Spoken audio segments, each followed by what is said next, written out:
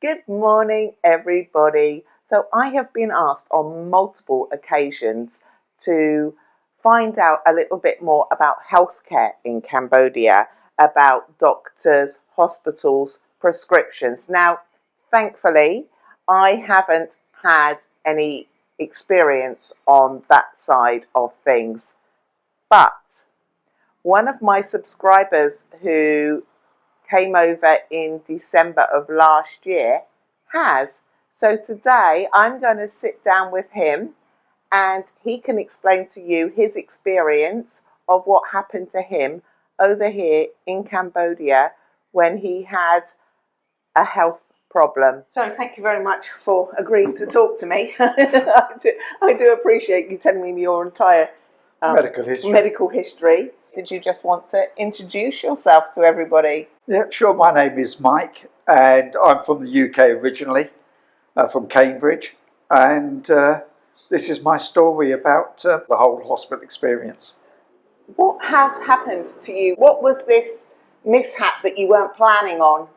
Well, it was weird. I was having lunch with a friend, and I had my left arm down by my side.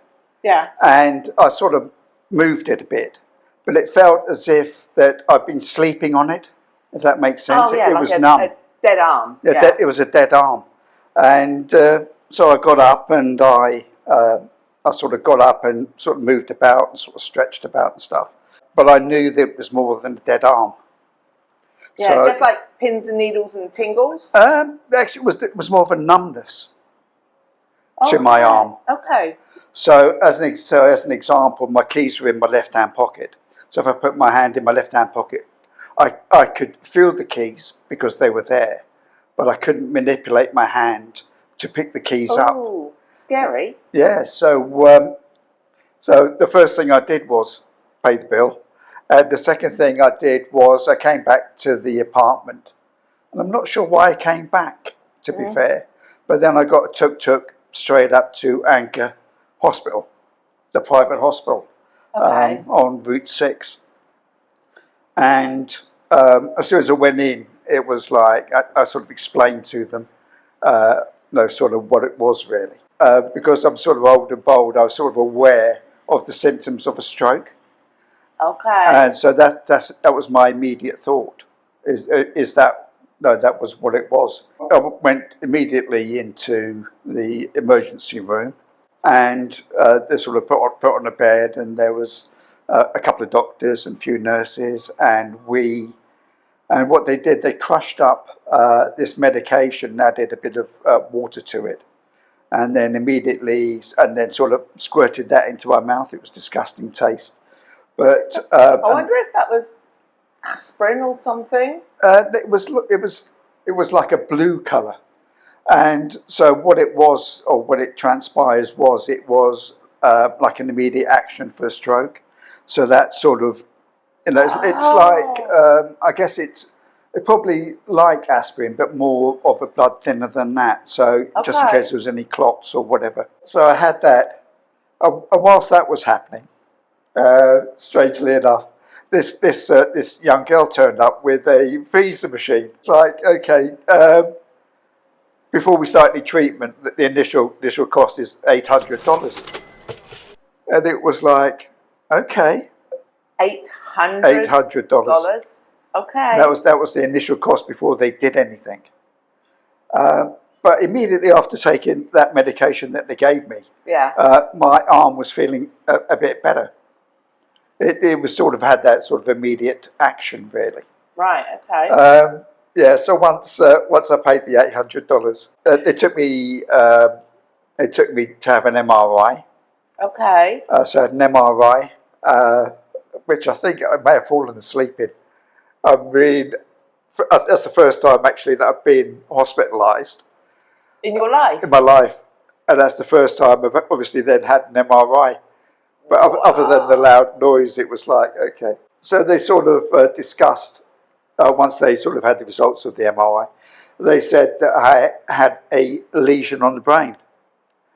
Now, the truth of the matter is, how long have I had that lesion on the brain? You know, it could be something that I was born with. It could be something I was doing playing sports, contact sports. It could be anything really. God, I can't even imagine at this point what was going through your mind. Well, to be fair, I'm a pretty calm sort of person anyway, really. So I don't really. I would have been flapping at this I point. I don't have let a lot of things sort of, you know, scare me or worry me or anything like that. And I knew that I was in good hands as well. You were in Well, the right place, I was in the hands of the doctors and the nurses there. So I was given an intravenous drip, and that was, I was given various intravenous drips, sort of, you know, continuously. And the reason for that was to flush out anything that could also be in my system that would have caused the sort of paralysis in my arm, really. Okay, so they were thinking like there was a clot or something that had come around that stopped blood flow and given you the... Well, they weren't too sure. They weren't too sure. Right. So then after that, I was still down in the emergency room, and my first night, I was then in ICU. But as I say, I felt good, and it was like, you know, and as I mentioned to you before, it felt like a bit like imposter syndrome, because if you go to an ICU, you're generally, you know, pretty ill. So the next day, when I was in ICU, they then come round then with the magic visa machine again, and then I had to then pay another $1,200. Another $1,200. Yeah, so that's $2,000 in total. So at that point, then I explained that I had medical insurance.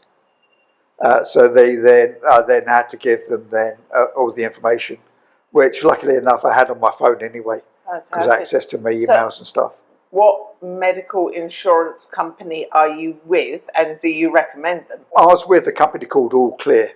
Okay. And yes, I do recommend them, and I'll explain for the reasons why. And AllClear medical insurance was relatively cheap actually from the UK, because what I had was a multi holiday policy.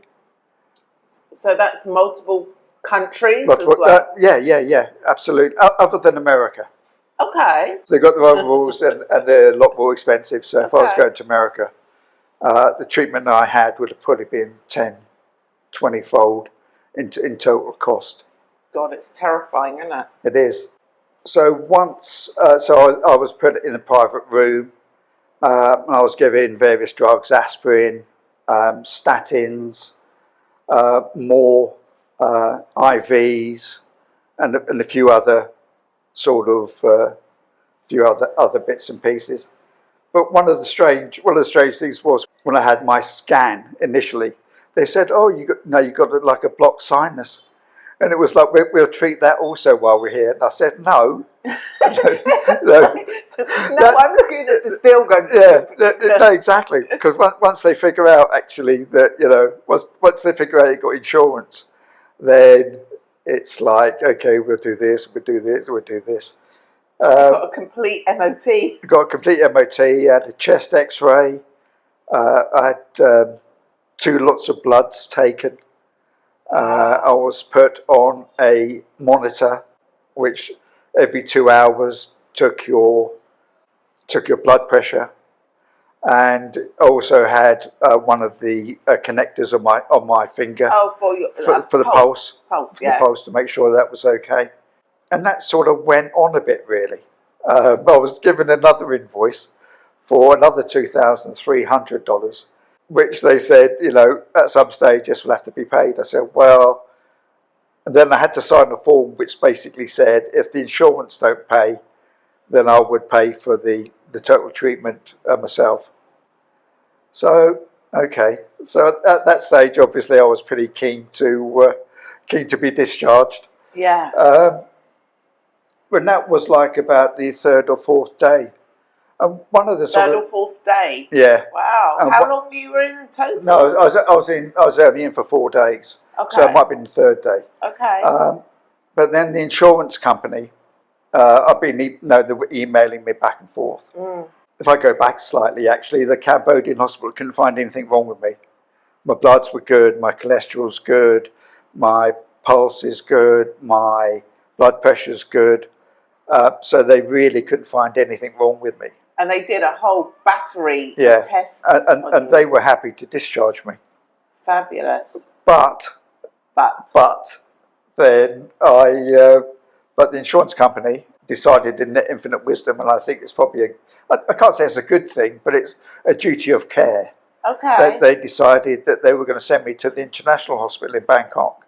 Okay. They arranged a private medical flight, and they arranged for a doctor and a nurse to take me to go and pick me up from the hospital here in Siem to the airport, to fly to Bangkok, and then go to the international hospital. So this is a doctor and a nurse from Bangkok. Yes. Came across the border In a private plane.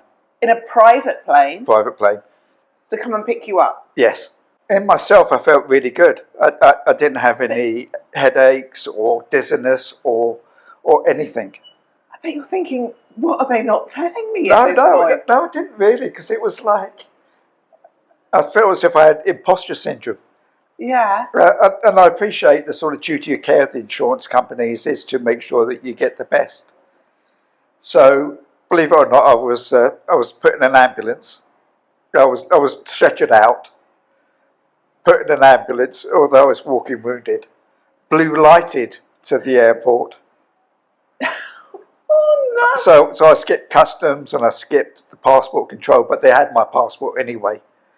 So they sort of went ahead and sort of, and did whatever all the necessary stuff. Yeah. So the whole flight, I was horizontal.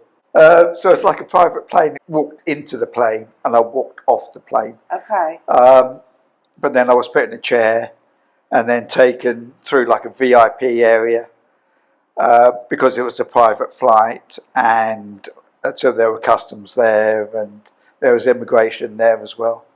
So I had to hand over my passport and get my picture taken and everything else.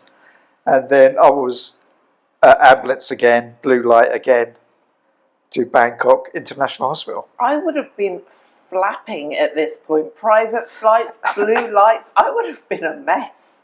The first thing I did when I went into the hospital is they sort of took me into the emergency room again. Yeah. I then had another scan again.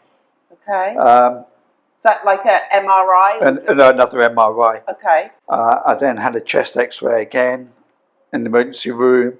I had bloods taken again in the emergency room, and all the necessary tests. Blood pressure, pulse rate, and everything else. And after that, then I was taken up to it's quite a big hospital actually, the Bangkok hospital. And I was put into ICU again, but they have ICUs for stroke, ICU for heart, ICU. So it's quite separate ICU. What it is then. Yeah. Wow. So then I had a private room there, again back onto the IV, back onto the machine. And the first thing they gave me was a menu, so I had to choose what I wanted for breakfast, lunch, and dinner. It was like a hotel really. Everything that I needed, I could just push a button and then the nurse would come in and everything else. Whereas before in Cambodia, if I wanted to use the toilet for anything, I had a toilet in my room. Okay. But in Bangkok, I didn't. Okay. So there was obviously a bottle there and everything else that you'll probably cut all this bit out because it's really not really interesting. But also everybody wants to hear the details. Yeah, but also because in Cambodia they had a shower. So what they did was, so I could have a shower. So I asked, no, I can have a shower. Yeah. So they took the drip off and then they put a plastic bag over my arm. Yeah. Then I was okay then, go and shower and do whatever I wanted to do. Yeah. Come back and they'll sort of sort me out again to hook me up to the IV. And again, I had a chest X-ray, and I was in Bangkok Hospital, I think, for about a week. So you were 4 days in a Cambodian hospital. Yeah, and about a week. And about a week in the Bangkok hospital. Yeah. How would you say that the two of them compare, the Cambodian to the Bangkok hospital? Were they similar? Were they? Well, the Bangkok hospital was a lot more up to date, I suppose you would say. So the equipment was newer, Yeah. and the building was newer, and everything else. Yeah. So if you actually went up to the Angkor Hospital, but before you get to the Angkor Hospital, if you look to the right, there were some older buildings there which are all being demolished. So, I guess they're looking to build newer buildings. Looking to build, which and is great news. Yeah, it is. So I had ultrasound as well to check my heart because they weren't too sure, if there was a valve or something or a hole in my heart or anything like that. But again, bloods were negative, and everything else is negative. What I mean by negative is that because they gave me some information, and basically there's a high and a low point for cholesterol, and white blood cells. There's a high and a low, and I was sort of pretty much smack bang in the middle of where you should be. Well, I should be. And one of the things that they said to me was, well, you're sort of probably a bit vitamin deficient. So then I was given, as well as the statins and the aspirin, I was then rattling. I was given them vitamin tablets because, as I say, I felt really good. And the only thing about my hand was, I sort of thought that I probably needed physio, and maybe I think I need physio now. But I'm sort of, I might go to the Anchor gym because I know they've got physiotherapists there and everything else, and I might sort of do that. But in general terms, I felt as if I was sort of well enough really to be discharged. And then when I spoke to the insurance people about discharge and everything else, they said to me, well, if you discharge yourself, then your insurance is then null and void from that moment on. Oh. So if I went home to the UK and then took another holiday somewhere, then my insurance wouldn't be valid. I'd have to take out the insurance, which was a bit. I sort of understand that really. So what they said to me was, because of their duty of care and because of the insurance that I had, I could then I need to be repatriated back to the UK. Okay. Which was okay. So I didn't have a return ticket. So one of the costs to me was I had to make a co-pay payment for a return flight to the UK. Okay, so your flight so you flew from Bangkok back to the UK? Back to the UK. That was under your own cost? It was a co-pay. So they said they're going to speak to the underwriters and they're going to see how much that they want me to pay. So, okay, yeah, no problem at all. Then they came back and said £400. Okay, that's doable. And they said because they're sending a nurse from the UK to Bangkok and to a British nurse to assess me and make sure I was fit to fly, and a nurse back to make sure that I was that if I needed oxygen or anything on the flight. And because the way it works is, and because of the comfort and the sort of security of me as a patient, believe it or not, we flew back club class. So we went Bangkok, Dubai, and Gatwick club class with Emirates. Wow. So I would hate to think how much it would have cost me, but £400 for a single flight, club class from Bangkok to Gatwick. And how long was the flight in total?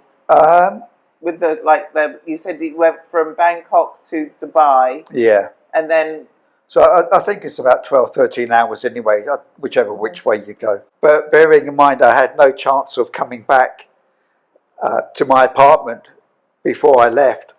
Oh gosh, of course, because your apartment's here in Yeah. Siem Reap, and by this stage you are, as you're standing, Yeah, in Bangkok. yeah. I asked Andy to come, sort of get me some pants and So, socks and t-shirts and stuff. I'm going to stop you a minute. Andy is a friend from here Yeah, in yeah. Siem Reap, so Yeah. he came and got you some stuff. He got me some stuff.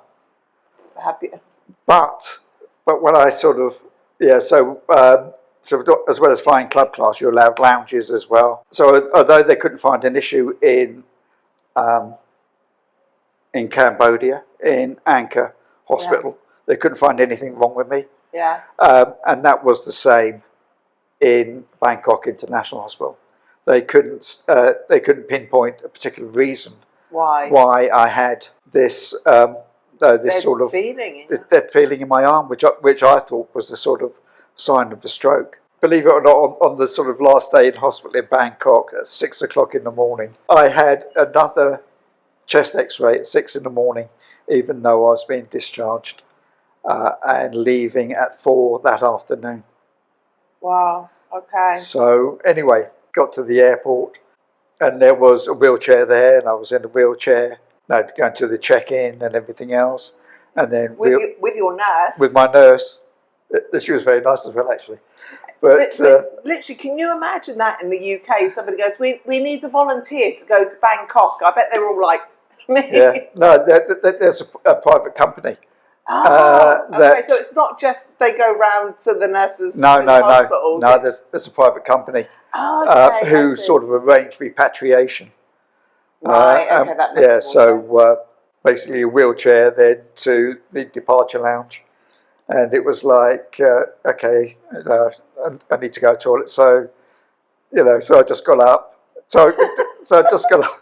So we sat in the departure in the lounge, and it's like, okay, I need to go and have a whisk. So I just got up, walked off. So went got myself a coffee, came and sat down, and when it was time to go to the plane, it was like wheelchair again down to the boarding area, and then sort of seated in one of the club class seats, and she was next to me. But throughout the flight, I could have I had my blood pressure taken every couple of hours, and then any medication that I needed, and pulse taken. And I won't mention the nurse's name, but she said to me that I'm fitter than her, which sort of reinforced my imposter syndrome, really. Yeah, fantastic care. So, yeah, absolutely was. So in Gatwick, again, it was a chair from disembarkation area through customs again, but it was like a fast exit. Yeah. As opposed to sort of going through the normal gates that you would go through. And bear in mind, all the time in Gatwick, which is 2 degrees at 6 o'clock in the morning. Yeah. I was just in like t-shirt and shorts. Oh, of course, because it was like you've come from Bangkok with t-shirt. Oh my word! I bet you were freezing. It was freezing. And what the duty of care also was that they arranged a taxi as well, a private taxi. Yeah. From the medical people that who the nurse was a part of, and they took me right the way home with the nurse, and sort of dropped me off with the medication and everything else. But then once I was back home, that's when their duty of care finished. So they didn't take you to a hospital? No, she wrote, so I had 2 lots of notes, one from the Cambodian hospital, one from the Thai hospital, and a note from the nurse who was with me all the way, saying, no, checking this and all that, so there was sort of a record of everything I did. So basically it was then, for me then, to sort of contact my GP, take these notes with me to the GP plus the thing, and then to have NHS care from there. So that's where their duty of care sort of stopped, really. I'm a bit. That's I don't know quite how to put this, but you go to a Cambodian hospital and it's instant treatment. They're there, they're caring for you, they're giving you medication, they're giving you scans to make sure that you're okay. Yeah. They're then not 100% sure, so they're like, right, do you know what, we're going to send you somewhere where it's newer and they've maybe got more up-to-date equipment that might be able to find out what has happened to you. So you're there, and when they can't, they send you back to England and they just drop you at your door and go, see you later. Yeah. Well, but that's the thing. So so I went and saw the doctor, and he sort of read through the notes, and I just and he gave me a prescription again for the medication because they only gave me enough to travel. Okay. So when I went home, then I sort of then sort of family visited, and I spoke to my sister, and she came and visited, and to look at me, there was nothing wrong. Yeah. And my son came and visited me, and we sort of had discussions and everything else. And again, it's a relief for the family to see you. Absolutely. Because a quick phone call or quick WhatsApp message doesn't really do it. So as an example, I said to my son when I was in Bangkok hospital, because they wouldn't let me shower, believe it or not, whereas in Cambodia, well, after a couple of days they would, because it was like a health and safety issue. Because if I went to the shower and slipped over, then they could be liable. They could be liable, I guess. Yeah, no, exactly. So when I said to my son, that there's some lovely nurses here and had a bed bath and all that sort of stuff. Okay. So for me, it was a joke. And I did most of it myself, obviously, as you would expect. But for him, like to say, well, my dad's having a bed bath, so why is he confined to bed? So it's like, you're always going to think the worst. Yeah. You're like, no, I'm fine, son. It's great. Yeah. So when I sort of spoke to because I spoke to my sister first before I saw my son. Yeah. And I said, well, the chances are now the doctor's going to refer me to hospital. Yeah. So how long is a referral in the UK? So I was thinking to myself, it could be 3 months, it could be a year. 6 months, it could be a year, and it's like I've sort of already made my sort of mental decision, actually, that I'm sort of, I love Cambodia and always loved it since, and it felt at home since the day I arrived. And I spoke to them and said, in Cambodia it's different, because if I needed medication, I can go and see a doctor. But if I needed medication here, I can go and see a pharmacist, and I get the same medication. Yes. And strangely enough, I live on top of a pharmacy, and my landlord is a pharmacist. Yeah. So if I needed anything, then I could get it here, rather than waiting 6 months, 9 months, a year, maybe longer, back in the UK. So I sent a message to the pharmacist here saying, this is the medication that I'm on. Can I get that when I return? And he said, absolutely, no problem at all. And that's the difference. In the UK, you have to get a doctor, but here pharmacists can prescribe or get you the medication that you need. So it's not like a prescription charge over here. It's a per medication, what that medication is charge. Yeah, I haven't actually got the medication yet, because what the pharmacist had to do was he had to write off to a non-pen to get the medication, and then once it's delivered. So I'm going to get another 2 months medication. Okay. Because in myself, I'm 100%. Yeah. And the only thing, I've got a tennis ball, so it's just a bit of physiotherapy. So when I was in hospital, if I held my hands up like this or like that, and then I sort of closed my eyes, then the left arm would drop. But, because it's sort of like it was tingles. Yeah, it's sort of like a muscle thing, I think. Really, it was a weakness. Okay. So I think and one of the other things I said to my family was, is that every week I'll have my blood pressure taken Yeah. and I'll have my pulse taken. Yeah. And to have that done here, even to go to a pharmacy to have that done, or to go and see a private clinic to have that done, it's not going to cost an arm or a leg. An arm or a leg. An arm or a leg to have that done. Yeah. And that, it wasn't necessarily for me to do that, but it was to put their mind at rest. Yeah. Because they worry you're a long way away from home. Yeah. So it was put their mind at rest that actually the treatment that I would receive is probably here. better off here in Cambodia and Siem Reap than it is in the UK, because to see a doctor, and I'm sure people from the UK would know, that you make a phone call at 8 o'clock when the line's open, and good luck. And good luck. You know, so and even to see a nurse, you have to sort of jump through hoops. And would they how often would they want to give you a blood pressure check? How often would they want to take your pulse rate? But wow, so you've been on an adventure. Yeah. So sort of cap it off. Really, I wasn't too sure where I stood as far as further journeys were concerned.